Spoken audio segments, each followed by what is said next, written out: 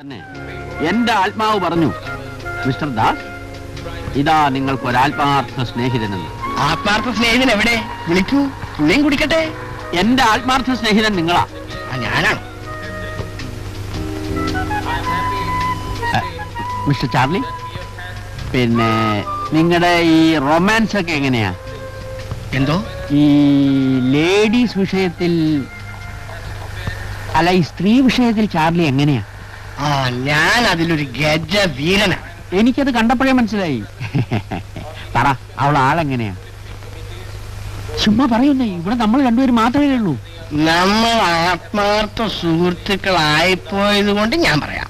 ഞാൻ ആദ്യം കണ്ടപ്പോ ഒന്ന് കണ്ണടി, എന്നിട്ട് അവൾ നാണിച്ച് ചുണ്ടൊന്ന് കടിക്കും. അതിന്റെ അടുത്ത ദിവസം ഞാനൊരു പുഞ്ചിരി അങ്ങോട്ട്, അവൾ നാണിച്ച് തങ്ങനെയോ ചിരി. എനിക്ക് ആദ്യം ഒരു ചെറിയ പേടി ഉണ്ടായിരുന്നു, എങ്കിലും ഞാൻ കൈമാടി എന്ന് വിളിച്ചു. അയ്യോ, ആരെങ്കിലും കണ്ടാലോ എന്ന് അവൾ. ആരും കാണൂല, ഇങ്ങ് പോരെന്ന് ഞാൻ. അവൾ അല്പം ശങ്കയോടെ എന്നാൽ നാണത്തോടെ അടിവെച്ച് മന്നം എന്റെ അടുത്ത് വന്ന് നിന്നു.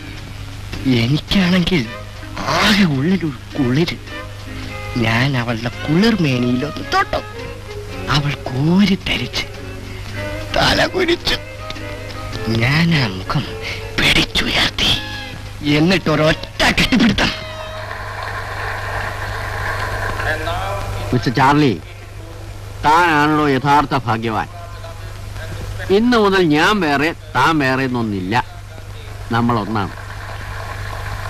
പിന്നെ എന്നെ ഒന്ന് നല്ലപോലെ പരിചയപ്പെടുത്തണം.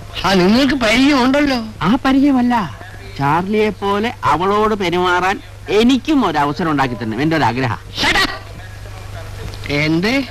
എന്റെ ഭാര്യയോട് ഞാൻ പെരുമാറുന്ന പോലെ തനിക്കും പെരുമാറണമെന്നോ? അടിച്ച് പല്ലിയാൻ കുഴിക്കും. നിങ്ങളുടെ ഭാര്യയെ പറ്റിയാണ് ഇത്ര നേരം പറഞ്ഞത്, അല്ലാതെ വേറെ ആരുടെ ഭാര്യയെ പറ്റി പറയാൻ? എന്നാ കുടിച്ചത് മതി, വീട്ടിൽ പോകാൻ നോക്കൂ. അത് ശരിയല്ല, തുടങ്ങിയതൊക്കെ കുപ്പി തീർത്തിട്ട്. വേണ്ട വേണ്ട, അത് ഞാൻ തീർത്തോളാം. ഇവിടെ ഇരുന്നോട്ടെ. എണീക്കൂ. കള്ളു കുടിച്ച സ്വഭാവം മാറുന്നല്ലേ? അപ്പൊ ദുരുദ്ദേശത്തോടു കൂടിയാണ് എന്നെ കുടിപ്പിച്ചല്ലേടാ. അപ്പൊ ഭാര്യ മനുഷ്യനെ ബോറടിക്കാൻ വന്നിരിക്കും. ഒരു വേട്